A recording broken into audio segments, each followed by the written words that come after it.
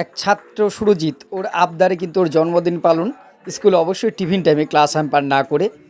ও class করছিলাম fourth পিরিয়ডেই, তখন যে বললো যে স্যার, দুটো ছেলে, যে স্যার সুরজিতের জন্মদিন, ওর খুব ইচ্ছা হতে লাস্ট ইয়ার এবার, কারণ ওর 12-এর লাস্ট সেমিস্টার সামনেই, যে জন্মদিনটা এবার আপনাদেরকে নিয়ে পালন করতে চাই।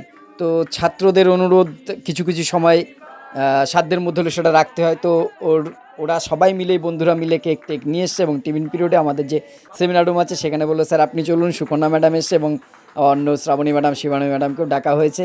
তো ওদের অনুরোধে ওরা দেখি কেক এটা সেটা নিয়ে এসছে, এবং সবাই মিলে, ওর খুব ইচ্ছা ছিল সুরজিতের, স্যার আমি আপনাদের সাথে কেকটা কাটবো এবছর, বাড়িতে তো জন্মদিন হয়, সেটা সৌভাগ্য হলো। আমাদেরও খুব ভালো লাগলো। ভালো থাকুক সুরজিৎ।